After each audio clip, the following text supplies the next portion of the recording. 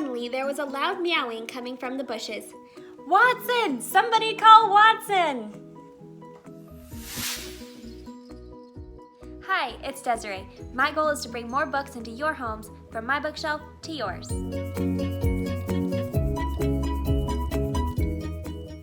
Watson and the Case of the Sneaky Stealer by Lisa Riggin. One beautiful spring day, a clever raccoon named Watson was walking in the woods and wondering to himself why grass grows up and rain falls down. He just couldn't help himself. Watson loved solving mysteries. All the animals in the forest knew that whenever there was a mystery, Watson was the one to call. That was because Watson had the best sniffer in the woods for nosing out clues.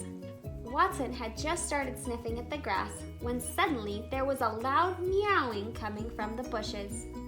Watson! Somebody call Watson!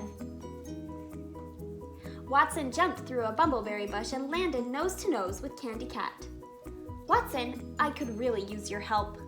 Candy led Watson to the old oak tree in the clearing. Brushing away a pile of leaves, she uncovered balls of yarn in every color of the rainbow, except one. Someone has taken my favorite yellow yarn, Candy cried. I simply have to have it back.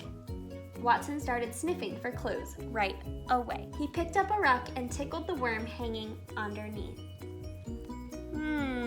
Thought the clever raccoon. Maybe a woolly worm needed the yarn to make a sweater. He was just about to tell Candy his theory when a great quacking broke out. Watson! Somebody call Watson! Candy Cat and Watson ran toward the quacking and found David and Darla Duck frantically herding their ducklings together. As soon as Darla saw Watson, she quacked, "Oh, Watson, I could really use your help." The ducks told Watson about the trail of soft, fuzzy down they had carefully made for their ducklings to follow to the pond. When David and Darla checked the ducklings, they were waddling in a circle. Someone had taken away half the trail. Watson set to work sniffing for clues, shaking off the down that stuck on his tail. He had an idea.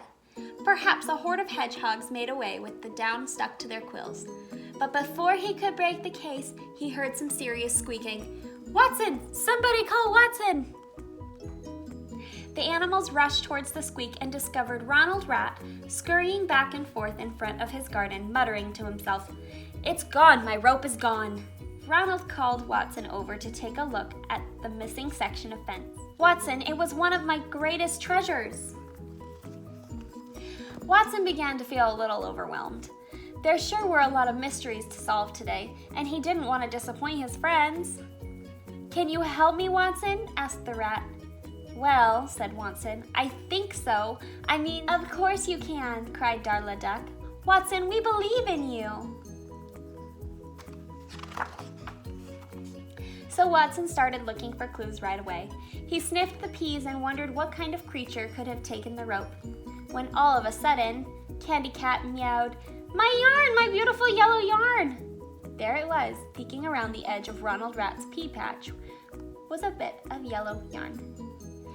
Watson had a brilliant idea.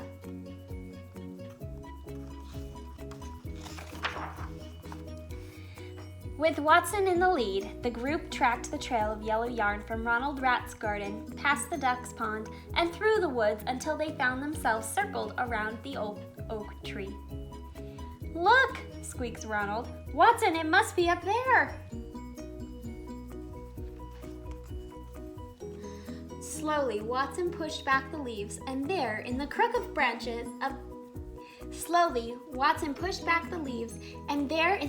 the branch was a mother bird and 4 chirping baby birds. "Oh," whispered the animals when they saw all their treasures woven into a tiny nest. Suddenly, it didn't matter if they got their belongings back. They were just happy to be able to help out the tiny birds. The animals didn't want to disturb the birds, so they scurried, trotted, and waddled away to celebrate. "Hooray for Watson!" they cheered with a toast of bumbleberry juice. And a happy day it was, because the animals knew all they had to do was shout, "Watson! Somebody call Watson!" And help would soon be there because their friend Watson loved solving mysteries. Give this video a big thumbs up if you like this story. Don't forget to like and subscribe, and be sure to check out the Facebook page, My Bookshelf to Yours, where I post every day hands-on activities that go along with the read-alouds. Thanks for visiting From My Bookshelf to Yours.